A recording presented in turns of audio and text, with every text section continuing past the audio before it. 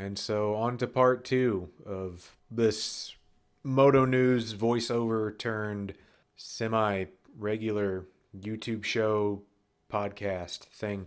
This one's all about the Pinto. Old Bob Warren was asking about it. A lot of people wonder if I still have this thing.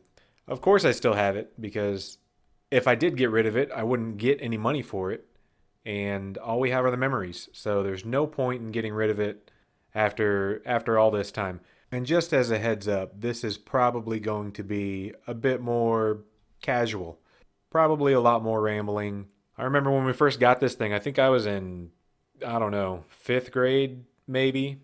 And it came from a small town down the road in the middle of nowhere. And we would put Christmas tree lights on it and drove it through high school. And I don't know how old, which means the car is old. I've had it a long time. The more that I look at pictures of it now and what I'm doing, it's really not in that bad a shape. It had rust issues even way back in the day, rusted floor pans, things like that, but kind of par for the course. And looking at other ones that are out there, these are getting more and more hard to find. Again, not a lot of people really want a Pinto. That's fine, you know? Not all people have exceptional taste in automobiles. So, anyway, if you look back at the last update, I think when I last left off, I just cut the floor out. I was starting to work on the frame for the rear of the car. So let me back up a little bit further real quick. Originally, the car came with a 1.6 liter engine, smallest engine you could get, and probably 2 horsepower. It had a melted piston in that actually, and me and my dad fixed it in the backyard, or my dad and I, if that's your thing. And then a couple of years down the road, when I was in high school, we found a guy in Austin that had an SCCA race Pinto with a 2.3 liter engine that he had built up. Looking back on it, that was probably the best engine and the best fit for my car. So it ran around with that for a little while. It was probably making 200 or a little bit more horsepower out of a 2.3 liter four cylinder. I always wanted to put a V8 in it, and at one point, my dad found a 1968 Cougar that had a 302, and I was smart enough to think about pulling that engine out and putting it in my Pinto. Thankfully, that never happened. But we did find a guy that had a 2.8 liter V6, which bolts up to the same motor mounts as the 2.3 four cylinder. So that was an easy swap in, and I ended up driving it around a little bit, and eventually, actually really quickly after I got it actual roadworthy, had a remote oil filter on it, and I ran the remote oil filter lines under the fender, and the oil filter was located pretty much behind one of the headlights in the wheel well. Not always known for smart decisions, I forgot to zip tie the lines up and secure them to anything. So on the first real test drive I did, oil lines are bouncing around. Turns out one of them rubs on the tire. Turns out the side of my car was covered in oil, which I knew after I had stopped, but while I was driving, I watched my oil pressure gauge go to zero. These things happen. I figured maybe a gauge malfunction, maybe something of the sort. But, you know, that was pretty much the end of that engine. I pulled it, sold it, and slowly parted out bits and pieces of the car.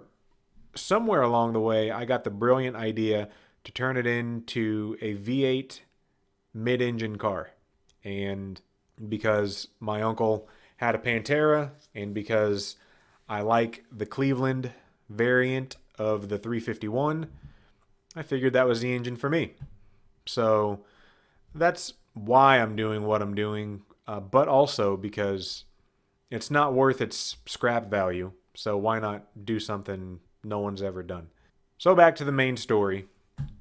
I secured a Porsche rear subframe from a Boxster, I believe, like a 2011 model. Pretty good deal on eBay. I got the whole thing for I think $900 shipped to my door. Pretty much the whole back half of a car, which is impressive. The only problem is I needed to build a frame to get it to mount to anything. So I decided to go with 1.5 inch 120 wall tubing and build a frame something along the lines of a Ducati or a steel tube truss frame. And I had a tubing notcher that I bought a tubing bender, good welder, the whole thing. And I started doing that. Built a couple of pieces in my warehouse that I lived in Houston for a little bit, and then I ended up moving. So moved everything up north to where I'm at now, and then the Pinto just kind of sat there. All the pieces were around, just sitting on the ground.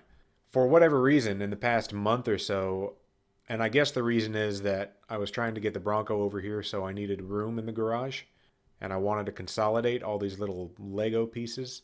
I started working on it again and bending tube, finishing up that frame, getting the motor mounted, and getting the subframe mounted to a steel frame. A lot of progress was made actually. A I ended up downloading a tube bending software which was super helpful with the calculations, and that really helped me out a lot with making the pieces. So I set about doing what I needed to do. Most of the pieces are straight, which is helpful. Just using angles and making sure that everything is cut correctly. My first big step was turning the two-wheeled Pinto into a tricycle of sorts. I welded a little caster in the middle so that I could wheel it around and move it in and out. First time it's rolled on its own, man, since I don't know when. A long time though. So that was a big moment. Got it outside in the sun, flipped it around so I could work on it a little bit more easily. And then just went to building the rear subframe, put the axles in there. Everything bolts up. I'm not sure if those axles are exactly the right size, and it's weird. That's an Audi transaxle. It's a Porsche rear subframe, but all the stuff they do over there in Europe, I guess, is standardized or something. So everything bolted up just fine. The bolt pattern on the flanges for the transaxle, the length of the CV joints and shafts all went together really well. Getting everything level was the hardest part. I have a digital angle finder and a level, but without a frame table and a jig or anything, it's hard to be 100%. So I think it's pretty close. I was very precise with measurements and checking where everything was beforehand, but I know it's not going to be perfect. With anything of the first iteration, I figure there's going to be some modifications and some tweaking here and there. Building up the motor mounts was one of the more involved steps of the process, and I just did this from angle iron that I bought and the tubing, and I kind of pieced it together in my head. The bushings are a polyurethane bushing that I found, and those are going to be the insulating part of the motor mount. And the harder part about designing all this is that this engine is not really going to be serviceable in the car, and I'm not going to be able to pull it up out of the car. And this whole frame is going to be welded, at least that's my best idea at this point, solidly to the body, which means the engine needs to drop out the bottom of this subframe. So that was a big consideration when designing this whole thing. Tubing bender did fantastically with this 120 wall stuff. It's no problem for it. Don't need hydraulics, don't need anything. You just bend it. There's about 7 to 8 degrees of spring back whenever you're making your angled bend, and keeping everything on the same plane is probably the hardest part, but with a digital angle finder, even that's fairly simple and straightforward. So I got everything braced in, supported, and everything in the end looks like it's going to clear. That big 2x4 steel cross member is going to go in the middle of the car. It's a little too far forward, I think, to mount a roll bar or anything else too, but it'll provide some nice rigidity in the center of the car. Once I got the engine mounted in there, everything was pretty solid. That rear frame section would roll by itself. The only thing that I need to add to it to make it complete are some strut towers so that the struts are solidly mounted to the subframe. My plan for that is finding a Porsche Boxster. Good thing about being in Houston is they are all over the place in junkyards. I'm going to cut out the strut tower sheet metal in the rear, weld that to my subframe, and then that will be my starting point for the rear suspension. So I had this thing and I wheeled it and rolled it around. I lifted the car up with an engine hoist and then I pulled this huge, probably 600 pound rolling assembly under the car. In hindsight, having a ceiling crane or a hoist that wasn't in the way of the vehicle would have been fantastic, but as it was, I was able to make do. It took a long time. This took 2 or 3 hours, but eventually, with furniture dollies and an ATV jack and a hydraulic floor jack and an engine hoist, I was able to get things positioned into the car pretty well. And it looks like a car in the end. It actually looks really cool, I think. The engine position is pretty good. It's a little more forward than I thought it would be. The wheels are centered perfectly in the wheel wells, and if anything, they will go. I'm hoping that they'll tuck inside the bodywork once I figure things out. Once I get the right wheels. Right now, there's an adapter on there that goes from the Porsche lug pattern to the 5x4.5 Ford pattern. So those wheels are sticking out 3 or 4 inches total, more than they need to. So the rear width of the car can be narrowed just by getting rid of those spacers. Maybe I'd get a custom rotor or something like that. It looks a little goofy because the rear rotors are, I think, 13 or 14 inches and my front rotors are 10.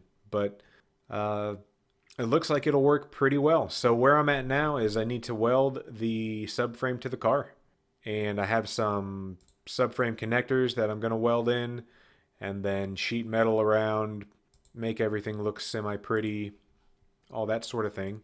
And that's where we're at with the Pinto. So it's come a long way in a short amount of time. So it's really not that far off from being a viable automobile. I have most of the parts to make the engine a complete working assembly. I need a camshaft, I need some rocker arms, and the crankshaft might need some machine work done to it. But the block looks fairly serviceable. I have the pistons, the rods. Originally, the guy that I bought it from put in a hydraulic flat tappet camshaft and they didn't break it in correctly and it just ate all of the lifters. So it wore the cam down, it busted the lifters, and that was why he got rid of this engine. So with a decent camshaft, some roller rockers, it could be running and making okay power, which is what I'll probably end up doing. Obviously, I'm always torn because while the whole engine is apart, I can get pistons, I can get new heads, I can get a roller camshaft, do all this stuff. The big problem with the engine right now is the cylinder heads. They're open chamber, I think they're 78 cc. They're huge, they're the emission heads, so they're not really good at a lot, but I have them and they work. You can pick up some aftermarket aluminum heads that are a combination of 2V characteristics with 4V flow in some ways. So I'm torn between doing that. Also, the combustion chambers on those you can get in a decent size so that you can run a decent compression ratio. But that's stuff I think that's down the road. It'll be fun to mess with at a later point. Right now, my main concern is getting it running. And really, with the mid-engine setup and the transaxle, everything is pretty much figured out. Make the engine run, I need to get a cable shifter, and I have some brake parts to make the car stop. That's pretty much all that it needs to go forward and backwards. Thankfully, because this is an old, a simple car, a couple of wires to a distributor and a coil, and it's ready to go. But it's not exactly on the fast track right now for progress, shall we say. But it is getting there, and I do still have it, and it's not going anywhere.